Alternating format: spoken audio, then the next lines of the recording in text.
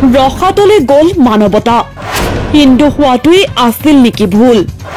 স্বামীহাৰা হ'ল হিমানীৰ চাৰু কামহোৱা সন্ত্ৰাসবাদী আক্ৰমণৰ সময়ত আছিল অসমৰ এটা পৰিয়ালো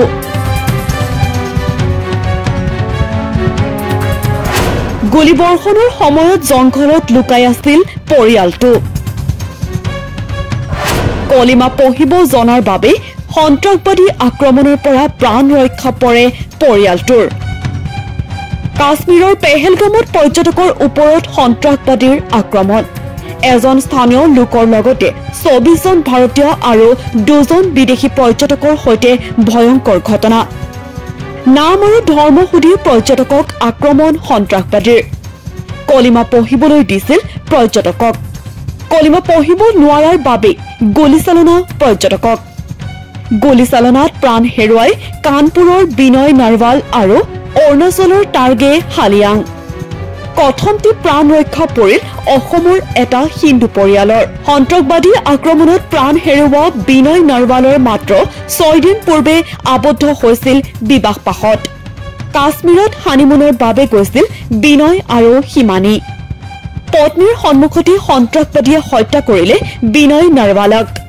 সন্ত্ৰাসবাদী আক্ৰমণত লগতে প্ৰাণ গ'ল অৰুণাচলৰ 27 বছৰীয়া টাৰ্গে হালিয়াঙৰ বায়ুসেনা বিভাগৰ প্ৰশাসনীয় সহযোগী ৰূপে কৰ্মৰত আছিল 27 বছৰীয়া অৰুণাচলৰ টাৰ্গে হালিয়াং অৰুণাচলৰ জিৰত ঘৰ টাৰ্গে হালিয়াঙৰ এই আক্ৰমণৰ ঘটনাত কেৱল পুৰুষক টাৰ্গেট কৰি লৈছিল সন্ত্ৰাসবাদীসকলে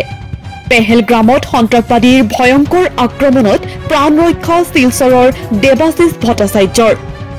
পত্নী পুত্ৰৰ সৈতে দেৱাশিষ ভট্টাচাৰ্য ফুৰিবলৈ গৈছিল পেহেলগামলৈ শিলচৰ অসম বিশ্ববিদ্যালয় বাংলা বিভাগৰ অধ্যাপক দেৱাশিষ ভট্টাচাৰ্য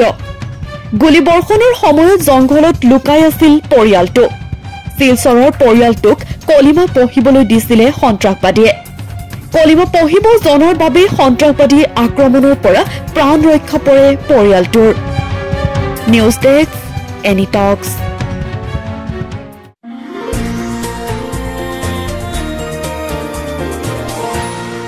এনি টক্স হুতৰ বিপৰীতে ৰাইজৰ স্বাৰ্থত